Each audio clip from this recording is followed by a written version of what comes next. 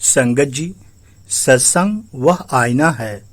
सत्संग वह आईना है जहाँ पर सत्संगी अपने अवगुणों को देखकर सुधारने की कोशिश करता है और उसकी कोशिश ही उसे एक दिन गुरुमुख बना देती है। हमारा खुद का सुधरना भी किसी सेवा से कम नहीं है। ये भी एक बंदगी गुरु जी की है। जय गुरु जी। संगत जी, शुक्राना गुरु जी। लव यू गुरु जी। वाह वाह गुरु जी। सुनो गुरु जी, मेरी आंखों में ज्योति तुमसे है, मेरे जीवन में मौज भी तुमसे ही है। रूठे सारी दुनिया पर तुम तो रूठना नहीं कभी गुरु जी। मुझको तो तेरे प्यार की बरसात चाहिए। हर जन्म में गुरु जी सिर्फ तेरा ही साथ चाहिए। सिर पे गुरु तेरा हाथ चाहिए। संगत जी, गुरु जी से अनंत प्रेम करिए, गुरु जी की अनंत भक्ति कीजिए। गुरु जी से जितना प्यार करेंगे गुरु जी आपका उतना ही कल्याण करेंगे और कभी आपका बुरा नहीं होगा। और यदि कोई आपके साथ गलत करता है या बुरा करता है तो उसे जरूर सजा मिलेगी। आगे आप खुद ही देख लेंगे और सुन लेंगे। सुनकर आपका स्वयं दिल दहल जाएगा। ऐसी घटना आपने कभी नहीं सुनी होगी। चलिए शुरू करते हैं। जय गुरु जी। संगत जी, हमें कभी भी किसी का अपमान, दुर्व्यवहार भूलकर भी नहीं करना चाहिए। अन्यथा परमात्मा की जब लाठी चलती है तो बहुत बुरा असर होता है उसका। आइए सुनते हैं। एक ऐसी ही घटना है जो सच्ची घटना है कि एक साधु का अपमान कितना हानिकारक हो सकता है। जय गुरु जी।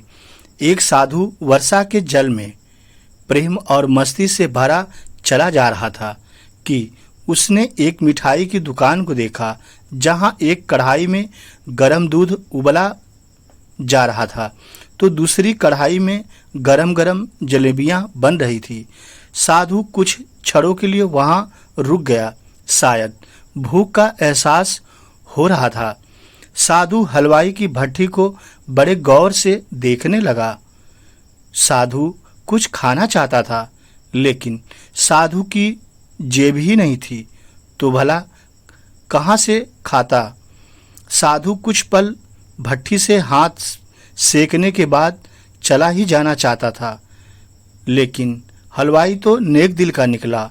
नेक दिल हलवाई से रहा न गया और एक प्याला गरम दूध और कुछ जलेबियां साधु को दे दी।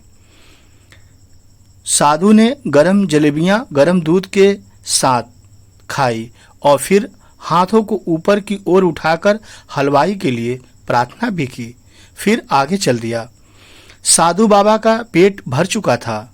दुनिया के दुखों से बेपरवाह वो फिर एक नए जोश से बारिश के गंदे पानी के छींटों उड़ाता हुआ चला जा रहा था। वह इस बात से बेखबर था कि एक युवा नवविवाहित जोड़ा भी वर्षा के जल से बचता बचाता उसके पीछे चल रहा था। एक बार इस मस्त साधु ने बारिश के गंदले पानी में जोर से लात मारी। बारिश का कीचड़ भरा पानी उड़ता हुआ सीधा पीछे आने वाली युवती के कपड़ों में लग गया। उसके युवा पति से यह बात बर्दाश्त नहीं हुई संगत जी, इसलिए वह आस्तीन चढ़ाकर आगे बढ़ा और साधु के कपड़ों को पकड़कर खींचकर कहने लगा, अंधा है, तुमको नजर नहीं आता? तेरी हरकत की वजह से मेरी पत्नी के कपड़े गीले हो गए हैं और कीचड़ से भर गए हैं। संगत जी, यह सुनकर साधु हक्का बक्का सा खड़ा था। महिला ने आगे बढ़कर युवा के हाथों से साधु को छुड़ाना भी चाहा। संगत जी, लेकिन वहां तो कुछ और ही होना था। युवा की आंखों से निकलती नफरत की चिंगारी देखकर वह भी पीछे खिसकने पर मजबूर हो गई और अंततः उसकी पत्नी भी पीछे हट गई। राह चलते राहगीर भी उदासीनता से यह सब देख रहे थे कि यह कैसा माहौल हो गया है, लेकिन युवा के गुस्से को देखकर किसी में हिम्मत नहीं हुई कि उसे रोके। आखिर इस युवक ने एक जोरदार थप्पड़ साधु के चेहरे पर जड़ दिया।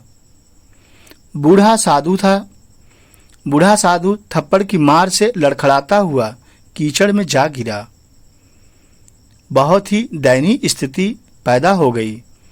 युवक ने जब साधु को नीचे गिरता देखा तो मुस्कुराते हुए वहां से चला भी गया, लेकिन साधु की कोई मदद नहीं की, बल्कि साधु के साथ अपमान और दुर्व्यवहार किया। संगत जी, बूढ़े साधु ने आकाश की ओर देखा और उसके होठों से निकला, वाह रे मेरे भगवान, वाह रे मेरे मालिक, वाह रे मेरे गुरु। कभी गरम दूध जलेबियां खिलाते हो और कभी गरम थप्पड़ भी खिलाते हो, लेकिन जो तू चाहे मुझे वो भी पसंद है। भगवान, जो तुम मुझे दोगे मुझे वो भी पसंद है। मुझे तुम्हारे हर रजा में रजामंद है। यह कहता हुआ वह एक बार फिर अपने रास्ते पर चल दिया। दूसरी ओर वह युवा जोड़ा अपनी मंजिल की ओर अग्रसर हो गया। थोड़ी ही दूर चलने के बाद वे अपने घर पहुंच गए, पति और पत्नी दोनों। संगत जी, वो युवा अपनी पत्नी से हंसी मजाक करते हुए घर की सीढ़ियों पर चढ़ रहा था। संगत जी, यहाँ बहुत ध्यान से सुनिएगा, बहुत ही दर्दनाक कहानी है। बारिश के कारण सीढ़ियों पर फिसलन थी। संगत जी, अचानक युवा का पैर फिसल गया और वह सीढ़ियों से नीचे गिर गया। महिला चिल्लाई, जिसकी वजह से काफी लोग तुरंत सहायता के लिए युवा की ओर लपके, लेकिन देर हो चुकी थी। भगवान ने कुछ और अनहोनी पैदा की। युवक का सिर फट गया था और कुछ ही देर में ज्यादा खून बह जाने के कारण इस नौजवान युवक की संगत जी मौत हो चुकी थी। वह मर गया था। कुछ लोगों ने दूर से आते साधु बाबा को देखा तो आपस में कानाफूसी होने लगी कि निश्चित रूप से इस साधु बाबा ने थप्पड़ खाकर युवा को श्राप दिया है, अन्यथा ऐसे नौजवान युवक का केवल सीढ़ियों से गिरकर मर जाना बड़े अचंभे की बात लगती है। कुछ मनचले युवकों ने यह बात सुनकर साधु बाबा को घेर भी लिया। संगत जी, एक युवा कहने लगा कि आप कैसे भगवान के भक्त हैं जो केवल एक थप्पड़ के कारण युवा को श्राप दे बैठे। इतना बड़ा श्राप आपको नहीं देना चाहिए था। साधु महाराज जी, यह आपको शोभा नहीं देता है। भगवान के भक्त में रोष व गुस्सा हरगिज नहीं होता। आप तो जरा सी असुविधा पर भी धैर्य न कर सके और ऐसा श्राप दिए कि उसकी मृत्यु हो गई।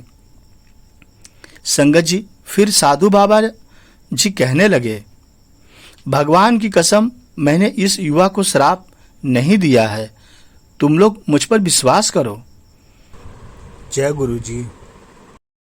आपने श्राप नहीं दिया तो ऐसा नौजवान युवा पीढ़ियों से गिरकर कैसे मर गया? ऐसा वह युवक संगत जी बोल रहा था। तब साधु बाबा ने दर्शकों से एक अनोखा सवाल किया कि आप में से कोई इस घटना का चश्मदीद गवाह मौजूद है? ऐसा साधु बाबा ने पूछा।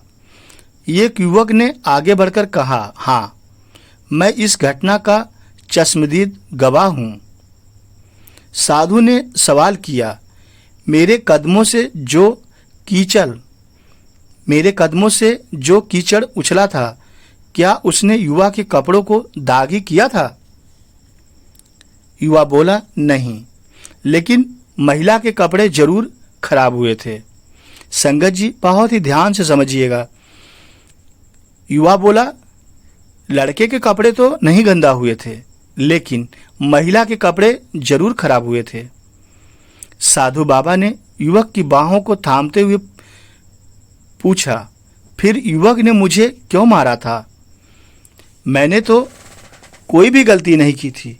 कीचड़ तो सिर्फ उसके पत्नी के कपड़ों में लगा था, लेकिन वह युवा क्यों हमें मारा था।